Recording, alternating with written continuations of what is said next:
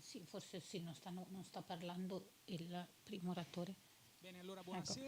Very well. Good evening and welcome. I'm glad to see you tonight in the offices of AdWorks for the event Financing the Sustainable Infrastructure of the Future that introduces a concept, a notion that is very important. My name is Walter Mariotti, the editorial director of Domus, and in particular Domus Air that we devoted to airports, infrastructures, and in collaboration with One Works. And the yearly conference of the EXAF was instituted in 2021 by the United Nations Economic Commission for Europe and the LUIC, University Catania. And tonight we have the Dean, Professor Gervasoni, that later on I will introduce. And it's not just an occasion to reflect and discuss the role of public finance and private finance in the world of infrastructure, but it's also a tool for relationships between the public and private sectors, and above all, about the protagonists of this change and innovation. And therefore, tonight we have an extraordinary panel because we have the pleasure, and later on I'll leave the floor to him, to have Professor Federico Visconti, who is the Dean of the Università Cattaneo, for the initial welcome address. I hope you can hear me. I often have to give a welcome address.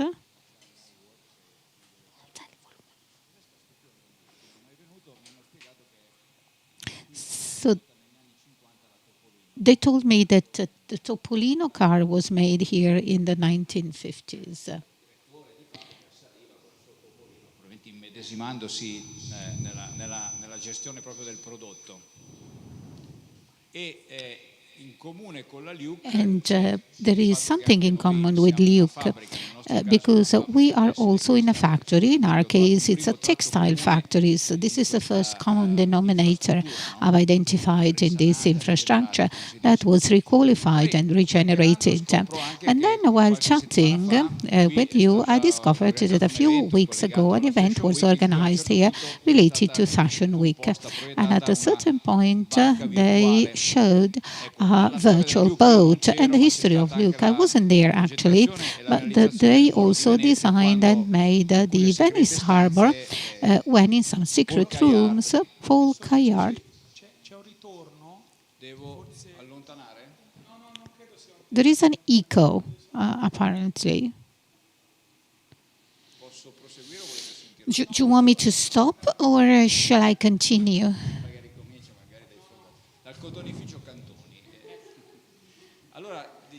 So I was saying, therefore, I'd like to thank you all for these, for your hospitality.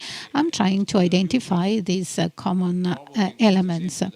And I think that the example of the virtual boat is very, very innovative, of course, much more innovative than the boat that was designed by Gardini, the Moro di Venezia. And this is in the spirit of this research center that was created in Luke some years ago. And it is one way for us to perform a pragmatic, practical, applied research.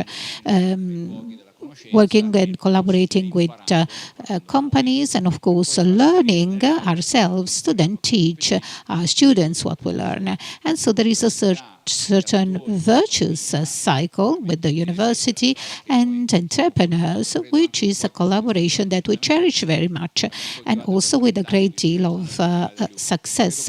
We have been doing that for 30 years, but we have done that much more in the last few years. And so it's with this attitude, with this spirit that I'm joining here to support you and also to support my colleagues. Not for content, because I'm not an expert in this, but I give an institutional contribution. Therefore, I will be very happy to listen to the speakers. And now I immediately leave the floor with Paola Deda, who is the Director of Forests. This is the Landhouse Division of UDICE. Let's see if she appears.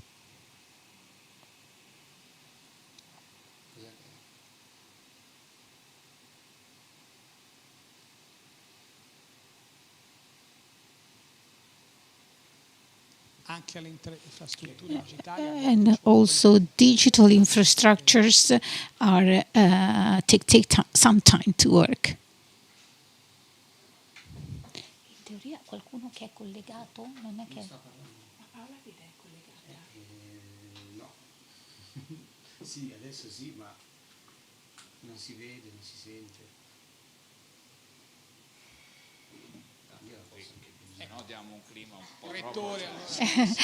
So let me entertain the audience because problem solving is part of our culture. And I'd like to thank Anna, who takes me around in these events, very interesting events, also to learn something new. We also were in Genova together, and I've learned a lot. That was a very interesting initiative at the town hall in Genova. And then we are here, and of course I expect something that is very equally interesting. And maybe next time we go to the Maldives Islands, maybe in fall.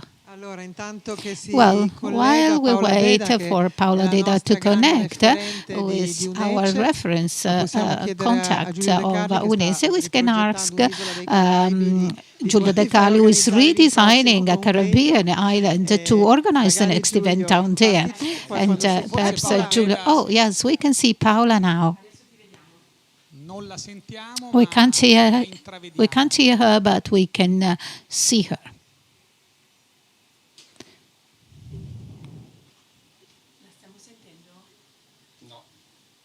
Deve attivare il microfono, alzare, perché lei non ha fatto il microfono. Nessuno ti sente adesso?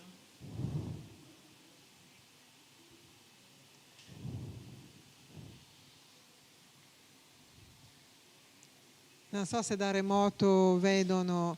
I don't know if you can see Paola Deda from remote. She is our contact person for UNECE, that is one of the 7 centers of excellence under UNECE. Each one, this is the Italian research center, and each reference research center develops a topic, and we were given this topic of financing for smart cities and sustainable infrastructure.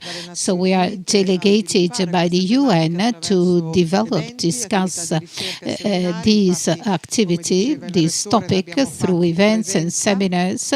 And actually we had a few in presence, and also one in Genova, thanks to the hospitality of Mayor Bucci. And that's a symbol of our innovation that has been created 1 year ago. We started off on 26 June last year. Today we have our yearly conference that is also the occasion to present the book on private-public partnership. And so as we're waiting for Paola to connect, I would like to thank the members of the scientific committee. And we are a very heterogeneous team, and this is a big value. Giampiero Bambagioni, who is going to speak later, Roberta Cocco, who is part of the second panel, Stefano De Capitani, and of course Giulio De Carlis. And so thanks to the partnership with the town hall, with De Capitani, and the partnership with Adam Sauduer, and One Works, headed by Giulio De Carli and Roberta Cocco, who is also protagonist of the digitalization of the town hall in Milan, and also Giampiero Bambagioni, who is a very... So what have we been doing over the last 2 years? We conducted research works, and there is also a book that that is open source. You can download it from the portal, and there are also some physical copies that our Dean is carrying around in all events in his bag to share that. And we discuss many topics because financing infrastructure with private-public partnerships in smart cities means many things, many aspects. As I will say in a moment, I'm responsible for private financing, and at the moment this is extremely important to fund and finance these important works. And then we had the need to, of course, discuss with the protagonists of digitalization and the protagonists of design. And so at this point, I carry on so that I can leave the floor to you. So private finance, that's a big topic that we are discussing in our book and also in this event, but that we have always tackled in all seminars, be them physical or online. And worldwide at the moment, this means asset management, managed asset for $860 million.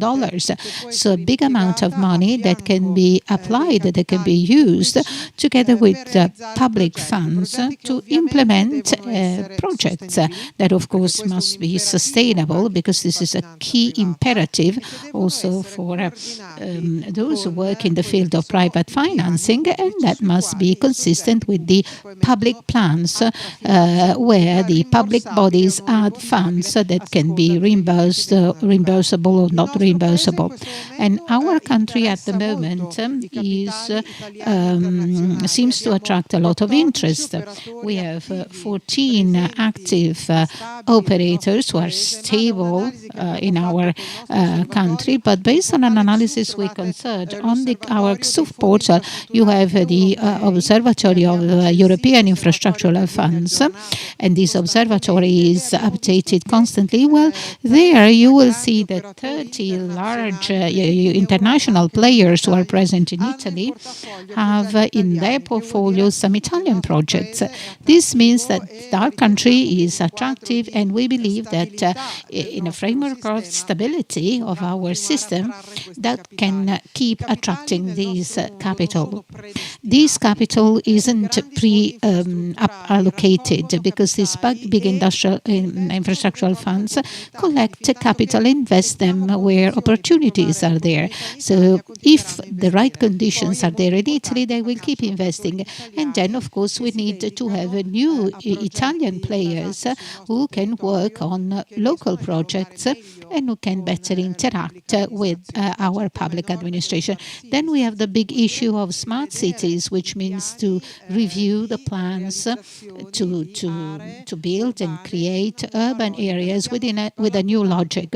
We discussed extensively about that over the last few years, because this translates into digitalization, but also circular economy, but also waste management, mobility, connectivity, and therefore through our scientific committee and also through the contribution of financial institutions and companies, we faced and tackled these issues, and this is described very well in our books, in our book. And then you will also find some schematics, some diagrams related to private and public funding projects. And we have seen that the core element isn't just building the work, the building, but also the management of the building or the work in itself.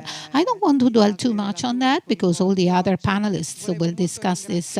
I would like to thank very warmly also our co-authors, so all those who helped us write this book. They are all here. They will have the floor and they will talk about the contents of the book. And then after this beautiful event, we will have a short meeting of the scientific committee to prepare for projects that are will be implemented after summer. And thank you very much for this introduction. Now I would like to give the floor back to Paola Deda, hoping that she can hear us and that the connection works. Good evening. We can't hear you very much. Perhaps if you can raise the volume, hopefully. Can you hear me now? So I know that all those who are online can hear me fine. Probably only you cannot hear me.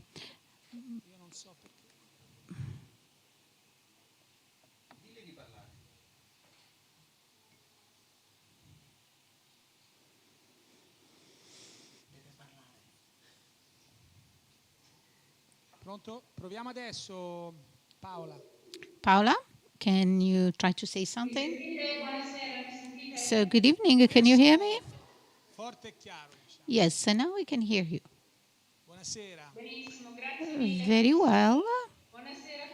Good evening to all of you. The people who are online, I know they can hear me. They could hear me also earlier on. You weren't the only ones who couldn't. But now I think you can all hear me, hopefully. And if you don't mind, I continue in English for my address, since this is an excellent center with UNECE, and this is a meeting that is very important for the UNECE members, and so I would like to give my address in English. Dear partners and colleagues, it's a great pleasure for me to open the annual conference of the Center of Excellence on Sustainable Finance for Infrastructure and Smart Cities. Reflecting on the topic of today's conference, that is the role of public and private finance and PPPs for infrastructure development, I want to start by highlighting one key fact. The financing of sustainable infrastructure is perhaps one of the greatest challenges the world is currently facing. The magnitude of the challenge is such that if we fail to deliver at the right speed and scale, the variability of present and future generations who thrive on Earth will be put under severe risk. The choices we make today do matter. In a recent report, the EIB warned that in the European Union alone, economic impacts from climate disasters to infrastructure and livelihoods already account for 12 billion euros per year. Under a 3-degree warming scenario, which is in line with what the world is currently headed towards, economic losses from climate disasters 1,000%. To cope with these challenges, world leaders need to drastically boost spending on climate mitigation and adaptation infrastructure. A key challenge faced by most cities is that they lack the resources and skills required to conceive, prepare, and implement climate resilient infrastructure development projects. This problem is particularly acute in the small to medium cities, as the focal point of the national skilled personnel is normally in the capital cities. As a regional commission, we at EC aim to leverage our convening power to create and unlock complex partnerships, thereby establishing linkages between problem owners, such as cities, and solution providers, such as knowledge institutions and international and national financing institutions. The UNEC Forum of Mayors, established in 2019, is a new framework through which we aim to increasingly help cities share knowledge and challenges and take action. Through the forum, we want to help cities prioritize projects and unlock funding for project preparation and implementation. Let me give you a few examples of the work we are currently, for instance, engaged in. In Bishkek, Kyrgyzstan, a city of around 1 million residents and an estimated population growth of 40% in the next 15 years, UNEC helped the city administration prioritize and conceive a major project, which for Bishkek was the upgrading of 5 substandard settlements in the city, accommodating a total of 75,000 inhabitants. UNEC is now partnering with the City Development Initiative for Asia, which committed $500,000 US dollars for the development of a pre-feasibility study on the construction of all missing basic and social infrastructure. The project looks at urban development from a holistic perspective, from water supply, water management, drainage, district heating, power supply, solid waste management, paved roads, green and open spaces, schools, medical facilities, employment hubs. In Tbilisi, Georgia, following a fact-finding mission in 2022, we are now partnering with the Asian Development Bank to help develop another pre-feasibility study. This time, discussions held with the Vice Mayor pointed to another fundamental challenge, which is the creation of new green open spaces in the cities. So this is another example to ensure that project bankability, for which we are currently discussing with the bank and other urban stakeholders ways to engage with the private sector. So going forward, we aim to continue working with more cities, helping unlock the partnerships the world needs to change course towards climate resilience, and not only. I'll be happy to have separate discussions, of course, and follow up with you should you want to continue the conversation and work together. But of course, I'm very glad and very proud to work with the Duke University at this center, because they are the experts of sustainable finance for infrastructure, and we'll continue, of course, working with them. Vi restituisco la linea, vi ringrazio tantissimo, so che avrete altri colleghi from UNECE che parleranno in modo molto più specifico delle PPPs e di altra finanza sostenibile, quindi vi ringrazio ancora e niente, l'appuntamento è alla prossima riunione EXUP e un grande saluto anche a tutti quelli di OneWorks che vedo seduti nella vostra sede. Grazie ancora. Your offices. Thank you, Paola, and thank you for giving this more global and international framework of the effects and of what you do in practice. Now I'd like to leave the floor to Giulio De Carli, who is one of the two founders and managing partners of OneWorks. I'd like only to spend a couple of words about that. Giulio De Carli is the scientific director of Domus Air, that is a spin-off company, officially coming from the collaboration with Domus that since 1928 investigates the role of art, design, and also public art have in building and creating the life associated with that. So with Giulio, Leonardo Cavalli, and OneWorks and their international practices, we decided to discuss and create a storytelling that is essentially the way to investigate the transformation that role of infrastructures, of course, physical and digital infrastructures, and the state of the art of this transformation. Therefore, I leave the floor to Giulio. He was going to elaborate on that. Thank you, Walter. Thank you, Anna. And thank you all. And thanks to Paola, who is connected. I'm very glad to be here with this event today for two reasons. The first being that, as we said last year at our conference, we said that the role of the central role of the project with the PPP projects is extremely important as we try to bring closer private development, private finance, universities, and then territory, that is to say, the local companies.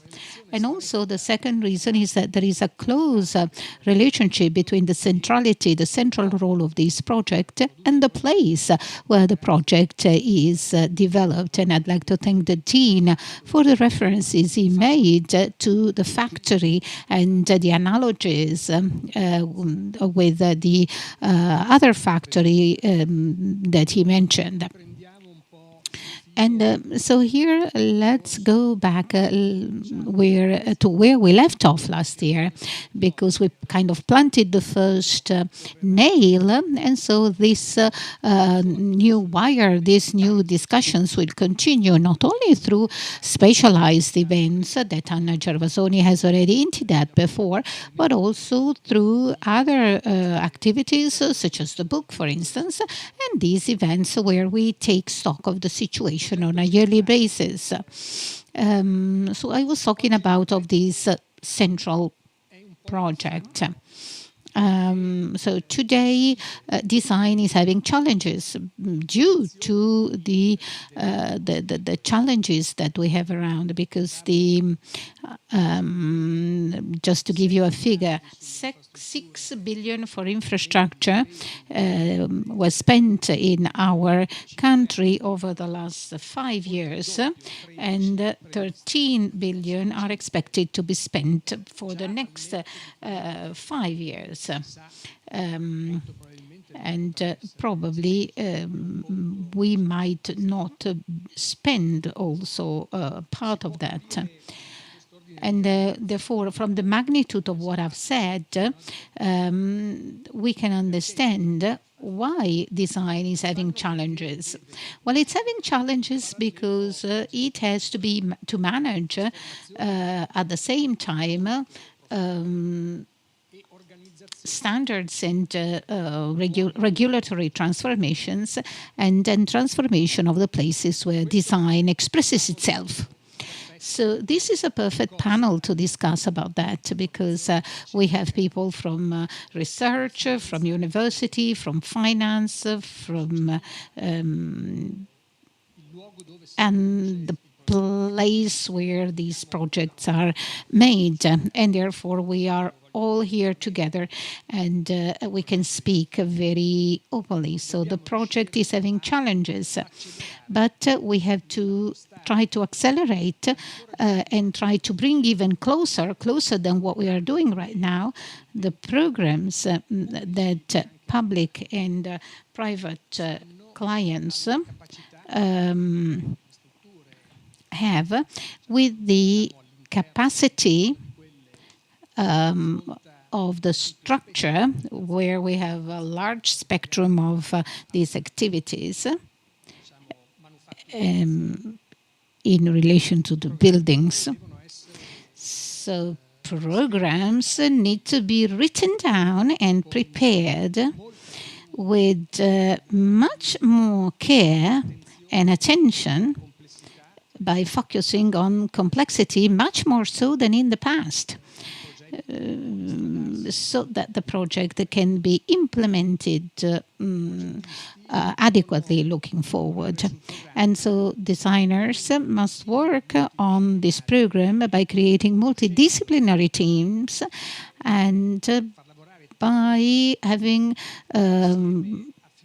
technical engineers work with people who can ensure to those who write the program to realize the objectives and to be convincing in vis-a-vis those who invest their economic resources. Maybe, well, this sounds very simple, but that's actually far from being simple, because we find it hard to do that. Because if we go down in this hall, and if we go look what is happening in around the tables, and we talk to the people who are working in projects, probably they might explain very well that all what I'm telling you is still far from achieving its end, or its achievement and level of efficacy, which is consistent with the needs we have. And therefore, I go back to the management, the idea of managing twice as many investments as in the past. So we have to roll up our sleeves all together and work hard. Well, this is already... So this is very important to commit, and as even more, because there are even more challenges. than in the past. Now I would ask Stefano De Capitanis, who is the president of Municipia Engineering Group, who can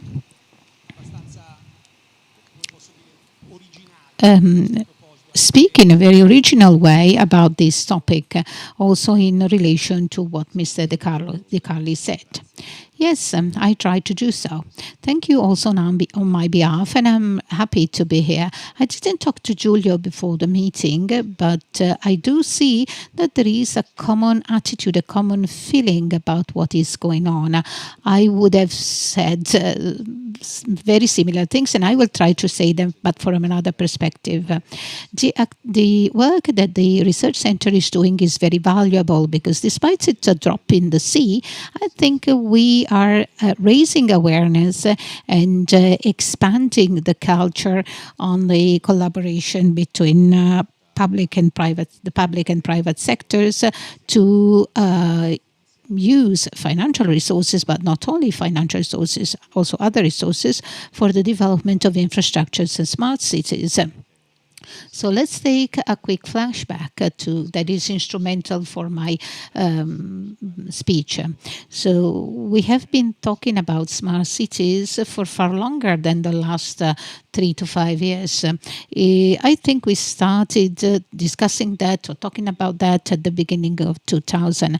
I remember at the beginning of 2000 when a big American corporations started to talk about a smart planet and then applied the smart word into various aspects. So at least for 22 years now, we've been talking about smart cities. 20 years ago, no one knew at all what it meant.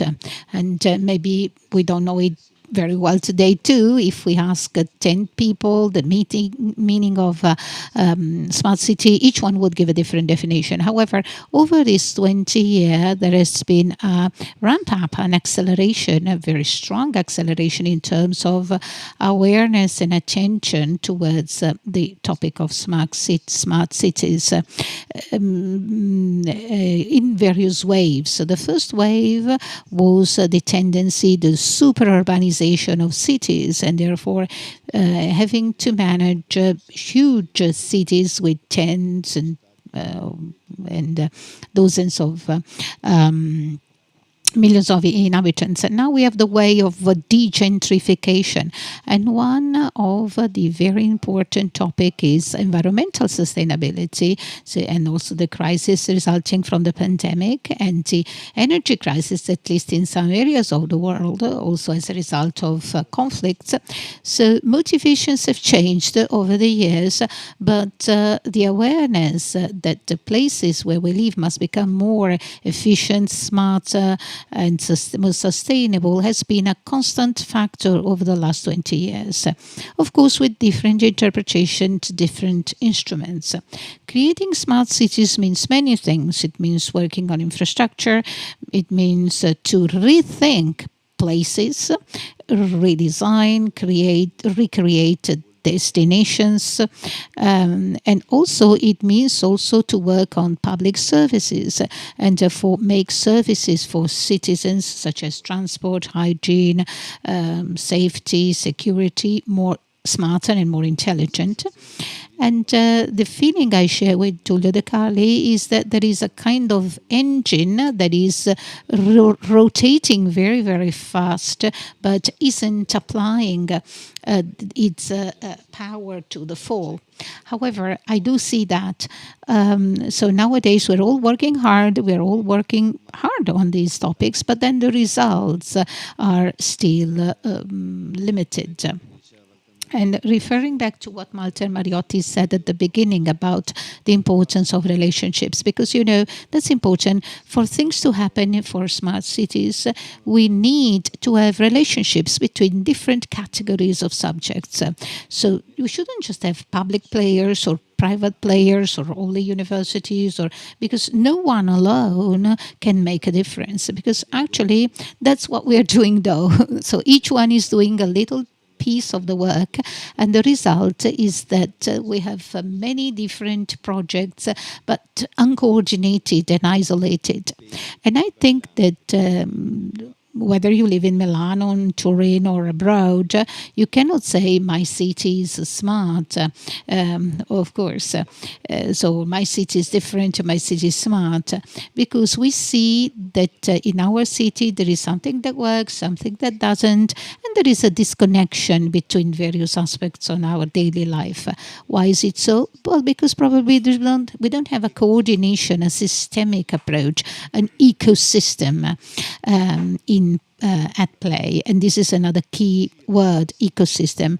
So in order for this to change, we need a strong collaboration between the different categories of subjects, be them private or public. And also I want to add another P, a fourth P, that is people, persons, because implementing projects in cities without involving citizens, people, well, that's very hard. It's very hard to do that, but it would be fundamental. And when we talk about private players, we talk about many different companies, not just financial institutions. So it's important that all these subjects, all these players collaborate with them, with one another, so as that they can implement integrated projects and not isolated projects. There are tools like PPPs, which is an acronym that is part of our daily jargon, which is actually a collaboration between private and public sectors.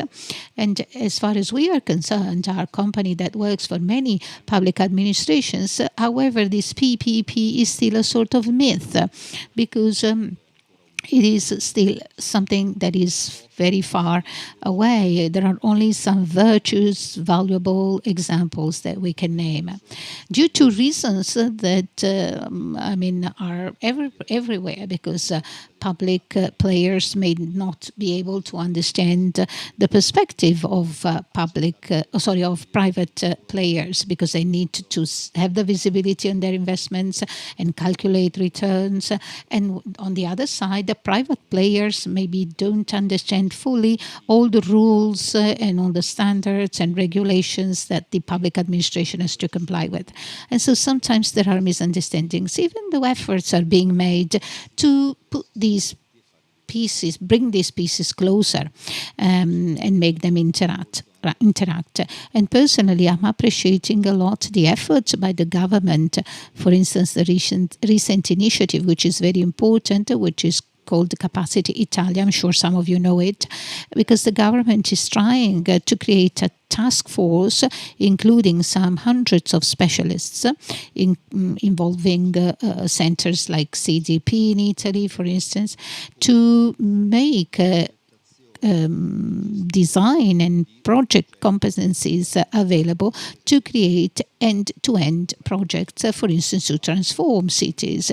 And this is something new. Until a couple of weeks ago, we didn't have actually this approach.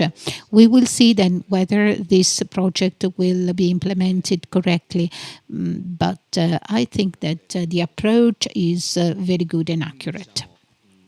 And therefore, PPP is also a bargaining tool that is regulated, and also there are interpretations and judgments of. And so why would a company, the payoff of which is digital transformation company, do this job? Well, because my company is a company who deals with IT and therefore deals with cities transformation, because digitalization is a sort of glue that keeps together all the various pieces that I mentioned, that is to say public services, infrastructures, use of private capitals, because this makes it possible for us to manage things in such a way that all the infrastructure can become profitable, sustainable, green, etc. And now, inevitably, any such project is digital, because digital is evermore an essential element that keeps all these elements together. And with some difficulties, but helps this transformation process towards smart cities to be accomplished. So we've been talking about that for 22 years, but I think we are heading in the right direction, and we are all even accelerating. Very well, thank you. So before talking about these three individual letters, P, P, and P, and as Mr. De Capitani said, this is there's still a lot of work to do. I would like to give you a figure, because the city is perhaps the most ancient artifact because of mankind. So after the farming revolution, the agricultural revolution, after the Iron Age, and that all started. And cities now occupy between 2.5 and 3.5% of the global surface of the planet and develop about 70% of global GDP. They do pollute, so cities pollute, and some say between 50 and 60%. So from outside, so if an alien would look at a planet and consider, for instance, architecture, landscaping, and urbanism, cities are far from being smart, so they're not smart at all. And then if we also consider the habitable and farmable land, which is 12% on the planet, you can see that the horizon of work is what happened in Israel. That is to say, there is so to make and profitable and sustainable the land, a big effort must be made. So if we also consider the deadlines that also are related to politics, so the effort is big, and so the word smart is a word which is a critical word, and therefore I would like to stop on this and leave the floor to Michele Verta, who is the researcher. Oh no, sorry, I apologize. Sorry. Now I leave the floor to Tony Bonici, he's the officer in charge, Cooperation and Partnership section of UNICE. Good evening. Good evening, can you hear me? Perfect. So thank you very much for your invitation. And my name is Tony Bonici, and I am in charge of PPP in UNICE. So I work a lot with Paola and his team about sustainable infrastructure for smart cities and infrastructure. When the Dean mentioned an island, I thought of Malta Island. But of course, I cannot compete with Maldives. Certainly, Maldives are much better. In any case, now I'd like to continue in English. Yes, please. We look at PPPs from a United Nations perspective. That is, how to help our member states to develop PPPs that contribute to sustainable development.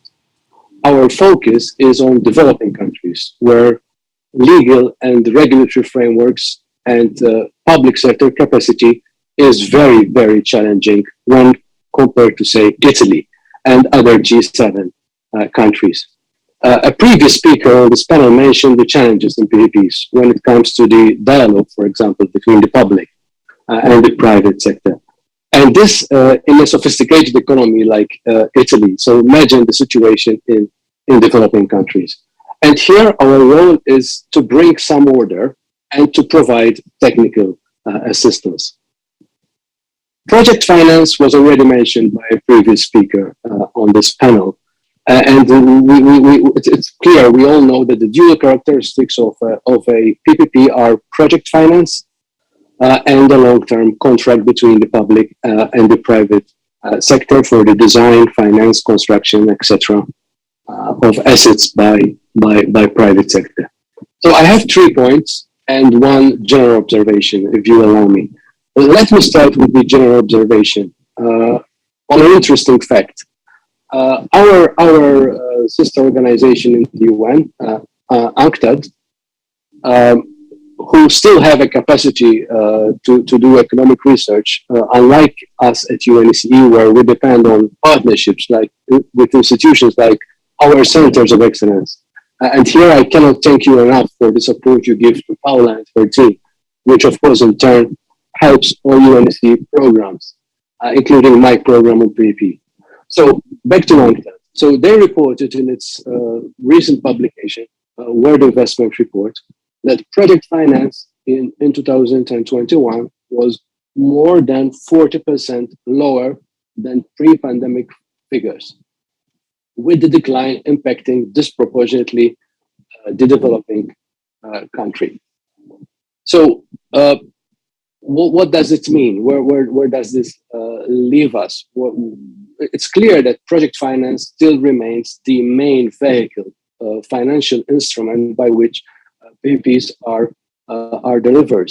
But this makes us a little bit thinking to see what are the other sources that perhaps were not meant or that were not created to finance PPPs that could be used. So this brings me to my first point. So sustainable finance. As I said, this is my first point, and we see a gradual change in culture within the capital markets when it comes to sustainable finance. Sustainable finance is essentially private money that is used by debt providers and lenders for projects with strong ESG credentials. And we see financial institutions more and more resorting to sustainable finance in infrastructure projects. And this is perhaps driven by their clients and their shareholders who expect their investments to go to sustainable projects. We also observe lenders also moving away from traditional sectors such as oil and gas and into sustainable sectors. The financial market of, say, 5-6 years from now is perhaps going to be completely different from what we have today. And this silent revolution in the financing market is happening before our very eyes. And governments at both city and national levels need to adapt by integrating sustainability into their infrastructure projects at the design stage to ensure that when their projects go to market, a few years down the line, they can attract interest from the private finance provider. This is a key challenge that I am facing in my work with governments. How can I motivate them to add a layer of complexity to an already complex process? My second point is on blended finance, which, as you know, is a form of financing mechanism that can play a crucial role to achieve the sustainable development goals and to finance infrastructure projects in key areas such as renewable energy, transportation, water, sanitation, healthcare, and education. So it is defined as the use of development finance and philanthropic funding as a catalyst to mobilize private finance. And this particular blended finance was highlighted in 2015 in the Addis Ababa Action Agenda on financing for development, as playing a key role in infrastructure financing to close the infrastructure gap. So it makes sense to focus on its potential as a capital provider for PPP projects in infrastructure. Blended finance has the potential to overcome the barrier of high investment risk in developing countries, where the private sector on its own would expect a higher return on their investment due to the higher country risk.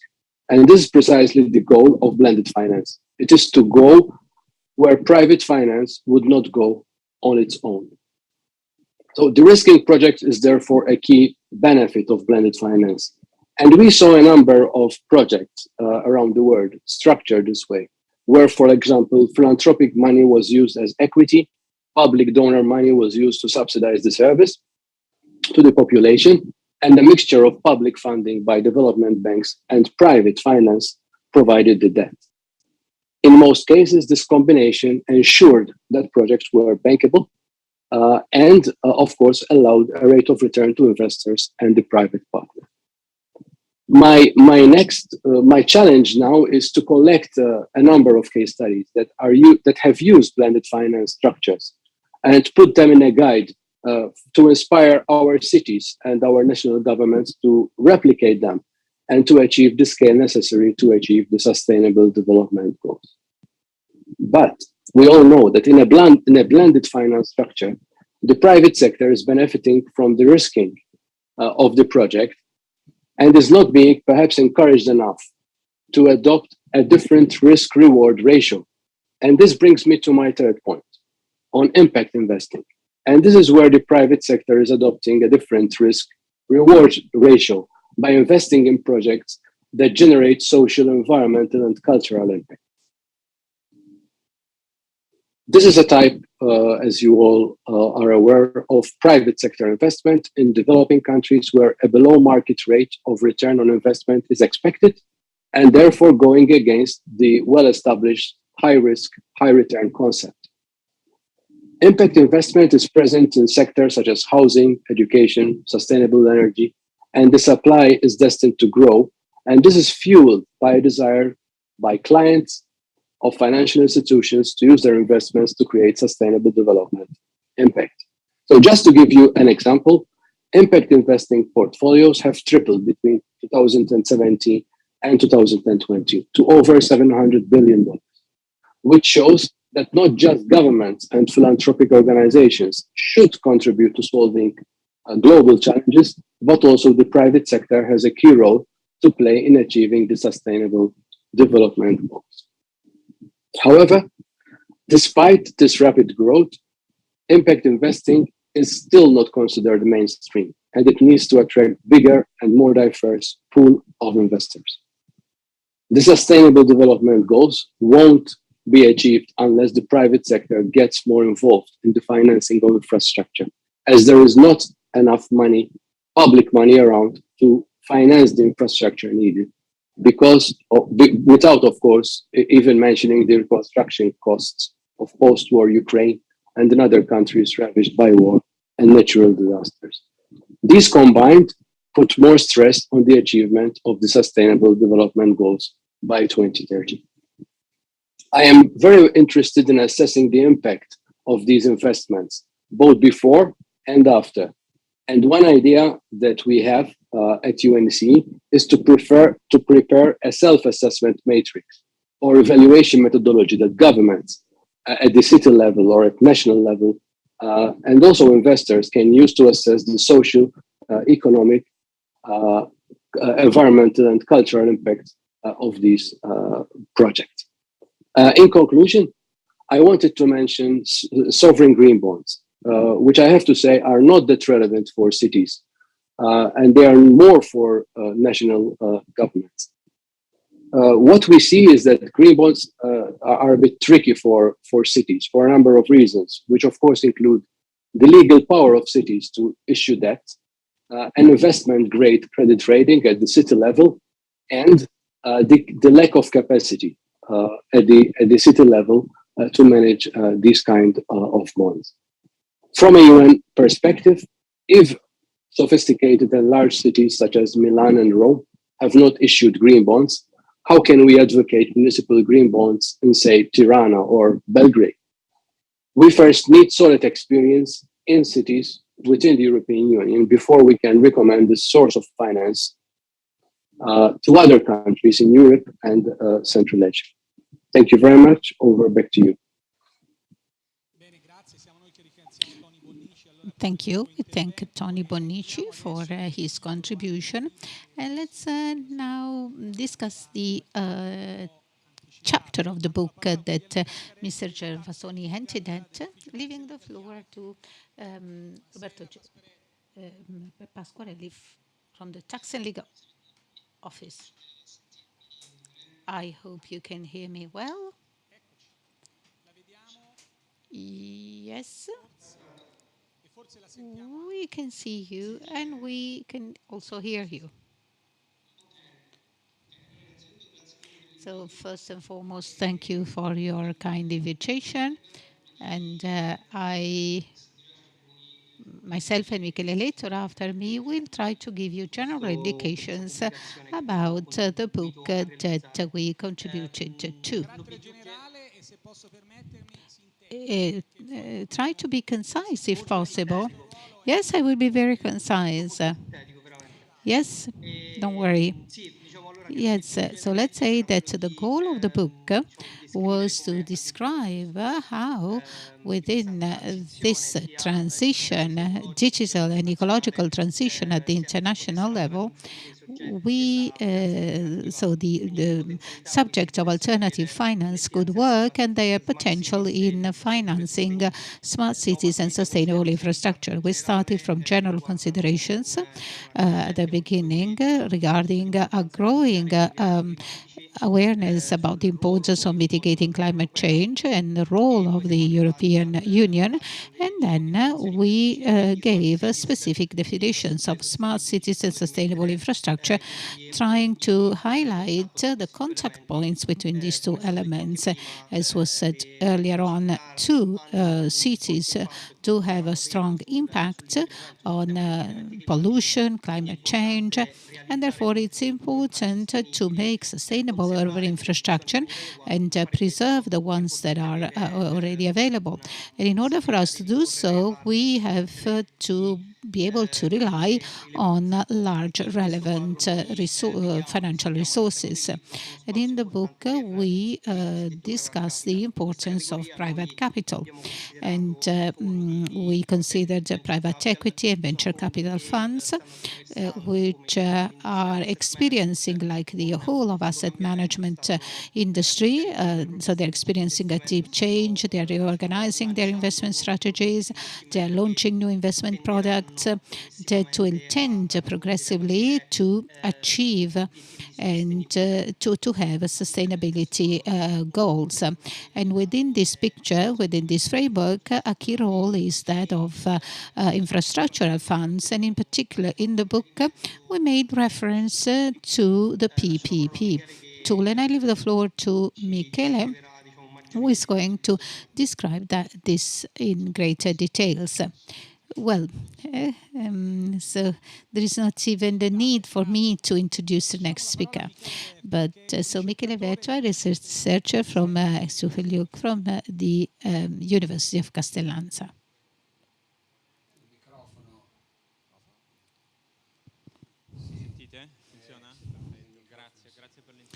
Thank you for your kind introduction. I will try to be concise, as was already anticipated by Professor Gervasoni.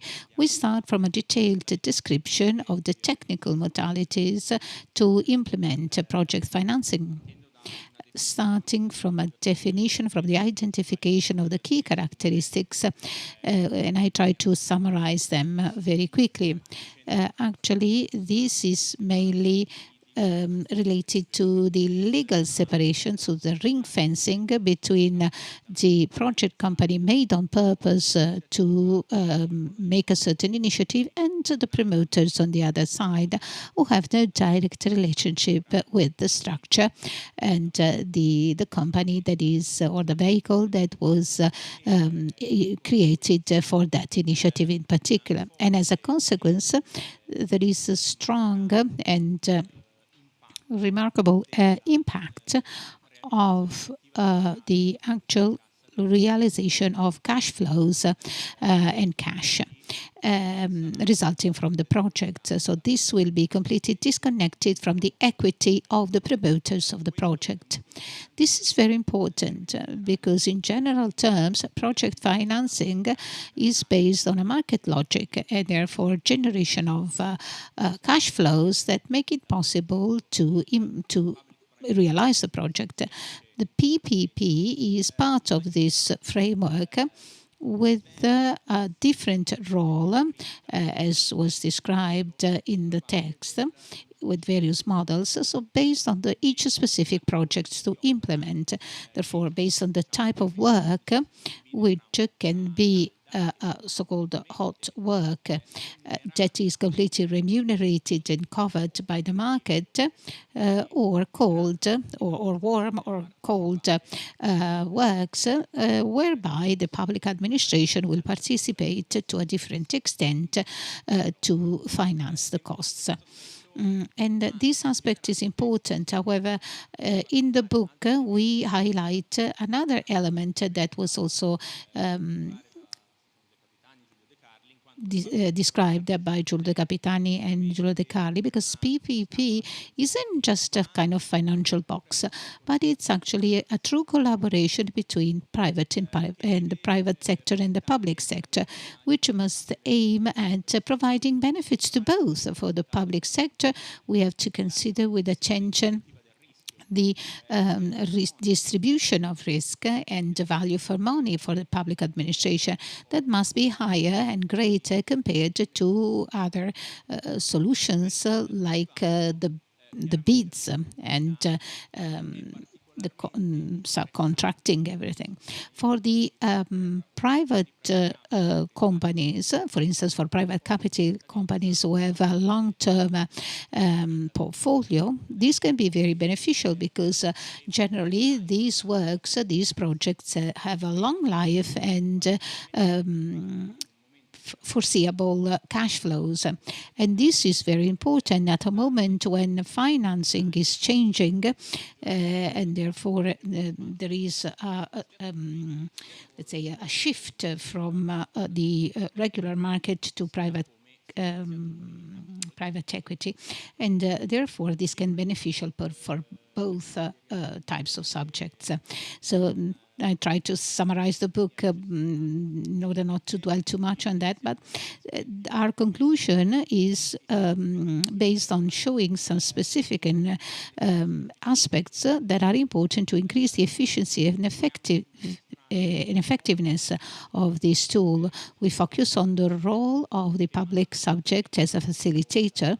This has already been hinted at by Stefano earlier on, because this is related to the need to create, or at least the suggestion that we give in the book, is the creation of central units for management and that can support local authorities.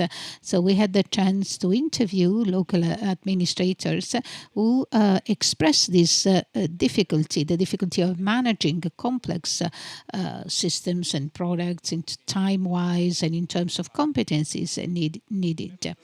And for the private player, what is important is an increase in awareness and proactivity so that this tool can be more relevant not only in central and more urbanized areas of the country, but also to a much larger extent in other areas. And then we also talk about the regulation. And of course, this is a very complex topic that should be tackled in greater details. But however, what stands out is the need for standardization and simplification of models that has already been started, for instance, by the ministry, by the MEF, so the finance ministry, to streamline these some tools and some incentives. And this is very interesting for private players who have the capex to implement these projects. And also they are predisposing specific tools that can allow PPPs to play an important role from the very beginning in relation to the PNRR, so the plan, the National Plan for Resilience, Recovery and Resilience, and this was already hinted at by in terms of sustainable mobility. And I'd like to conclude by thanking those who participated to the book and the respondents who answered and who gave dedicated their time, valuable time to our book. So I'd like to thank also Michele Lettora, and now I have the pleasure to leave the floor to Roberta Cocco, who is a co-coordinator coordinator of the consultative committee of the digital transformation, but also she has many other roles. And I leave the floor to her for a more institutional conclusion. Thank you. Thank you very much. Thank you very much for your invitation. It's a great pleasure to join this group, also because every time we meet, I learn many, many things. So it's a very valuable and stimulating occasion to me. I like to focus on keywords, and some words have come up quite a few times in what you said. The most common, I put 7 stars, is collaboration, so the culture of collaboration. I think that this is an unavoidable ingredient. We cannot win any battle, we cannot carry on, we cannot profit from this extraordinary moment with our National Plan for Recovery and Resilience if we don't bet on the culture of collaboration. So this must become our daily bread. So the public subjects must have less biases, fewer biases towards the public sector, and the other way around, so that this is a win-win initiative. And the tools are out there. There's the need, there are the tools, there are the funds, but the willpower is still needed, because technically everything is out there. We have everything. And then another topic that stood out quite a few times was, maybe the word wasn't the same, but contamination of different types of knowledge.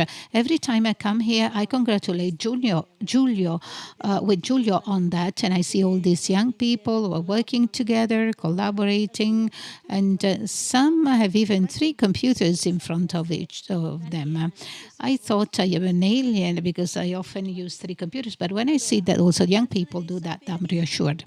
So contamination of different types of knowledge.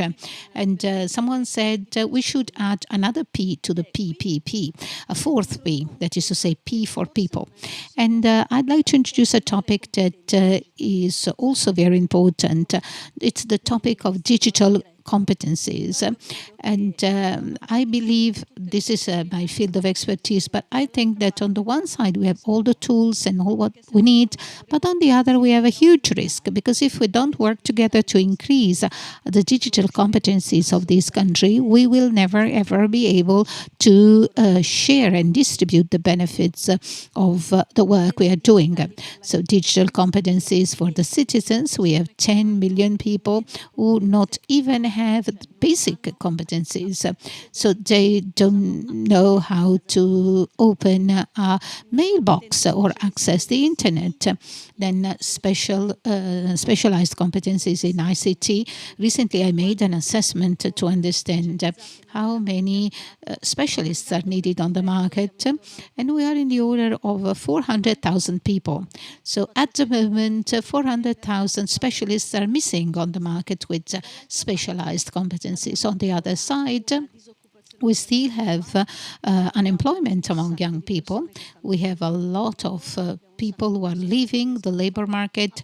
We have many people who don't do any upskilling because nobody helps them to do that. And also, I would like to add another piece to this puzzle. And maybe the next book might be written on digital competencies, because they are cross-functional and must be learned by everyone. And also, another word that came up quite a lot is impact. That you say impact and then measurement and therefore progress that is accelerated by digitalization, but that must have some specific milestones and KPIs and then measurement, also by focusing on sustainability. And therefore, I believe that in this hall today, we have people from very different areas, but with one single goal, that is to say, to make very concrete at the PA forum. They told me that you shouldn't say, like we say in Italian, implement on the ground, but you should say fly high. But in any case, the impact is key. And I think that we just have to choose the unit of measure, and impact will come as a result of that.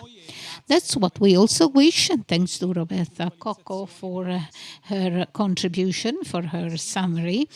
She was very concise, as I asked since the very beginning, and also for your wishes. And before closing, I would like to leave the floor to Giampiero Bambagioni, who is Vice President of United for Smart and Sustainable Cities, but he's also an economist, and he has various roles, and he has always had some very interesting points of view. So you have the floor. Good afternoon, everybody. Let me speak in English. First of all, I would like to thank UNEC and Paola Deda, but Luke, Catania University, Anna, and Director to organize for promoting this event. United for Smart Sustainable Cities is a global initiative involving UNEC, ITU, UN Habitat, and 14 others UN bodies, agencies. As part of its activities, specific indicators have been defined to assess the level of development of cities. Indeed, urban sustainability, infrastructures, resilience, performance, and new development paradigms should be evaluated on the basis of super partes international standards. Today have been highlighted several interesting topics. However, let me focus about 7 relevant issues. Sustainable finance based on SDGs and the public and private partnership will play a crucial role in urban regeneration and long-term investments. But let me say, smart cities imply smart people. Sustainable finance imply attention to environmental, social, and governance factors. The management of risk associated with ESG factors are at the heart of regulatory policy activities at banking and financial level, European Banking Authority, Basel III Agreement, and so on. So it's important to take in consideration these to finance initiatives.